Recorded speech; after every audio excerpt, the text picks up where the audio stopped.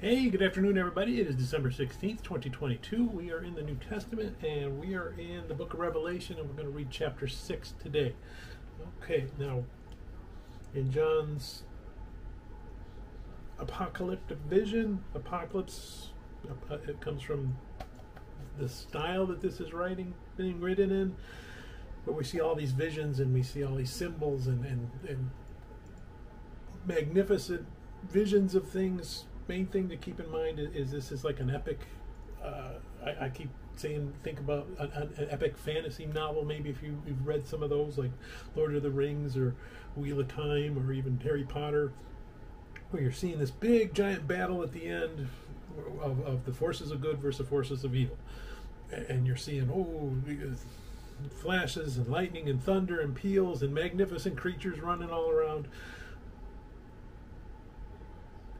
And people see all that, and the trouble with that is a lot of us want to say, "Ooh, well, there's an orc, and on his sleeve of his uniform, there's a thread that's a different color than all the rest. That's got to mean something," and it probably does. But then you're not seeing that whole big thing that's happening.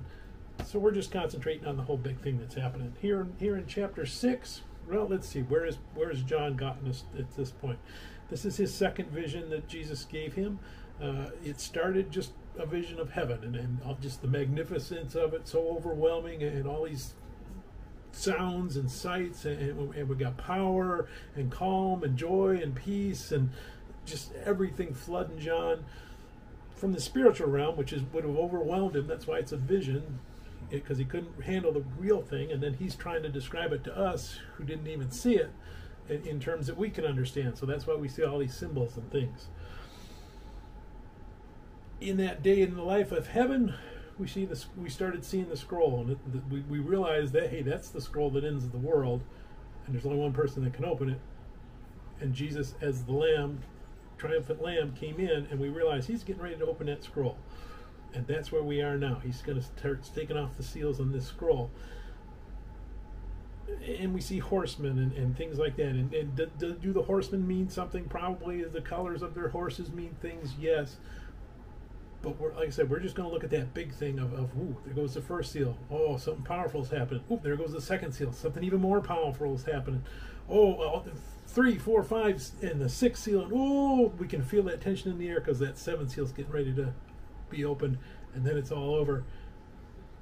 And creation ends, and now we become whatever is the next thing, and we'll get to that when we get to that. But let's go ahead and we're going to read Revelation chapter 6. Then I saw the Lamb break open the first of the 7 seals, and I heard one of the 4 living creatures say in a voice that sounded like thunder, "Come!" I looked, and there was a white horse. Its rider held a bow, and he was given a crown. He rode out as a conqueror to conquer. Then the Lamb broke open the 2nd seal, and I heard the 2nd living creature say, "Come!" Another horse came out, a red one. Its rider was given the power to bring war on the earth so that men should kill each other. He was given a large sword. Then the Lamb broke open the 3rd seal, and I heard the 3rd living creature say, "Come!" I looked, and there was a black horse. Its rider held a pair of scales in its hand. I heard what sounded like a voice coming from among the 4 living creatures, which had a quart of wheat for a day's wages and 3 quarts of barley for a day's wages. But do not damage the olive tree and the vineyards. Then the Lamb broke open the 4th seal, and I heard the 4th living creature say, "Come!" I looked, and there was a pale-colored horse. Its rider was named Death, and Hades followed close behind. They were given authority over 1/4 of the earth to kill by means of war, famine, disease, and wild animals. Then the Lamb broke open the 5th seal, and I saw underneath the altar the souls of those who had been killed because they had proclaimed God's word and had been faithful in their witnessing. They shouted in a loud voice, "Almighty Lord, holy and true, how long will it be until you judge the people on earth and punish them for killing us?"